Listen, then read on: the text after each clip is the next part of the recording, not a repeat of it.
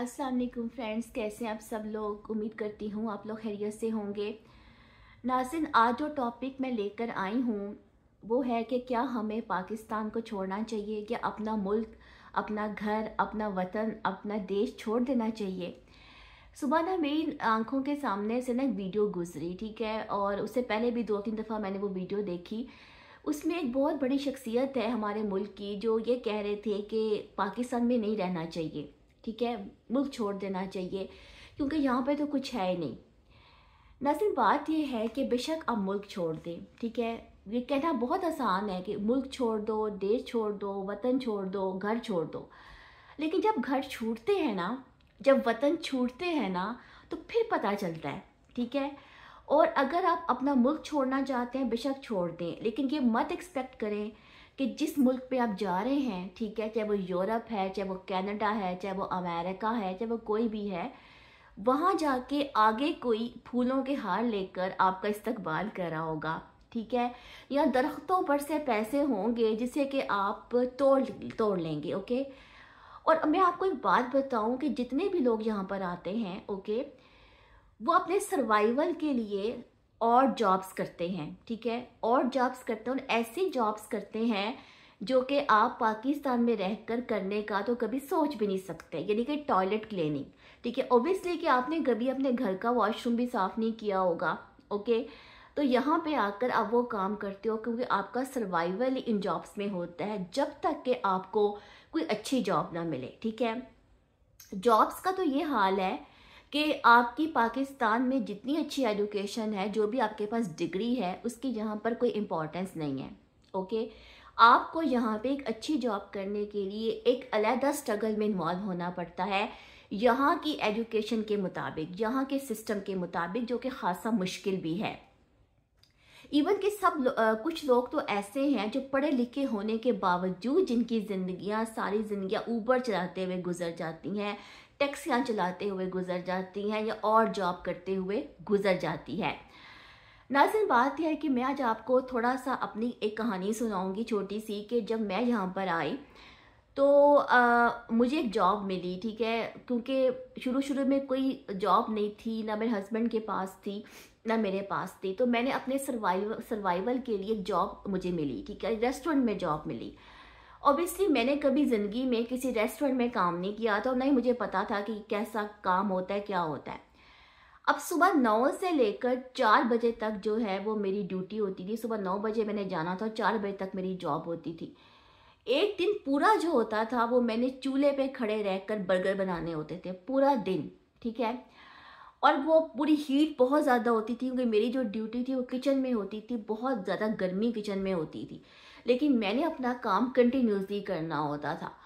उसके बाद एक दिन ड्यूटी ये होती थी कि सारा दिन सुबह 9 से लेकर 4 बजे तक डिश वॉशिंग करनी है, ठीक है।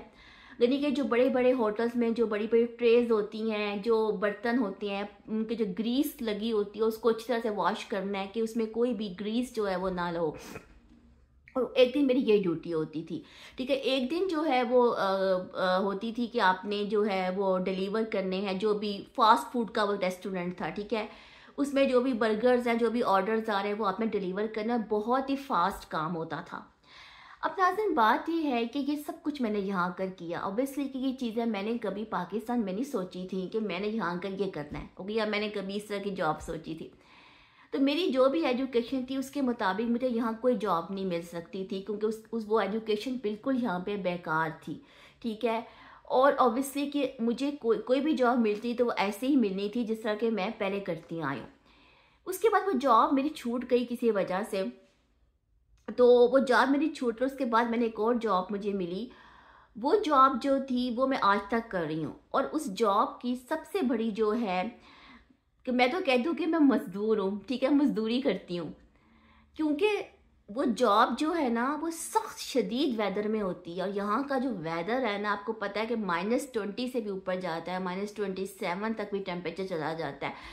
तो शदीद सर्दी में, शदीद मौसमों में भी वो जॉब मेरी होती है, ठीक है, आउटसाइड होती है। लेकिन ऑब्वियसली कि मेरे पास कोई ऑप्शन तो नहीं है, ठीक है, तो मुझे वही जॉब करनी है, ऑब्वियसली कुछ ना कुछ तो करना है, ओके। तो नाज़रीन, मैं आपको ये बताना सिर्फ चाहती थी कि लाइफ इज़ नॉट ईजी, ठीक है। और जो लोग ये बातें करते हैं कि मुल्क छोड़ दो, वतन छोड़ दो, घर छोड़ दो, कहना बहुत आसान है, ठीक है। जब आप उस चीज़ को फेस करते हो ना तो फिर आपको पता चलता है।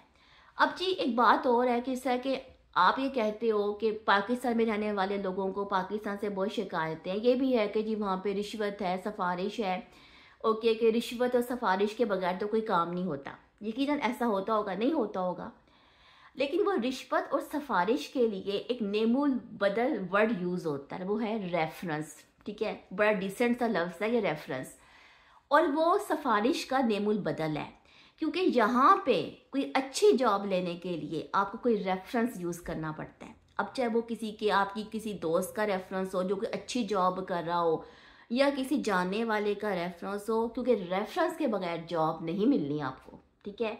वो रेफरेंस ज़रूर होता है जो कि आप देते हो, या आपने प्रीवियस कोई जॉब की हो तो उसका कोई रेफरेंस, ठीक है। तो एक रेफरेंस का बड़ा डिसेंट वर्ड है जो जहाँ पे इस्तेमाल होता है। अब वो सिफारिश भी नहीं है, वो रिश्वत भी नहीं है, लेकिन वो उसका नेमुल बदल है। कहने का मकसद ये है नाज़रीन कि हर जगह के कुछ जो है वो पॉजिटिव और नेगेटिव जो हैं वो एट्रीब्यूट्स होते हैं, लेकिन ये जो बाहर के मुल्क हैं, फॉरेन कंट्री, जन्नतुल फिरदौस नहीं है, ठीक है। यहाँ पे लोग जन्नत के मज़े नहीं लूट रहे। जिस तरह पाकिस्तान में लोग ये समझते हैं कि पता नहीं बाहर के रहने वाले लोगों के पास तो बहुत पैसे हैं, डॉलर्स कमा रहे हैं।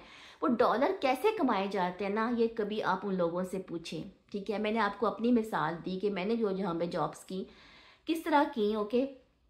तो नाज़रीन, रिस्पेक्ट योर कंट्री, ठीक है, ठीक है। अगर आप मुल्क से बाहर भी रहते हैं तो इट्स ओके, लेकिन इस तरह के मुल्क छोड़ दो, घर छोड़ दो, कि भाई जब घर छूटते हैं ना तो फिर ही पता चलता है। ये तो कोई हम परदेश में रहने वाले लोगों से पूछे। उम्मीद करती हूँ कि आपको मेरी वीडियो पसंद आई होगी। इंशाल्लाह किसी और टॉपिक के साथ आती हूँ, तब तक के अल्लाह हाफ़िज़।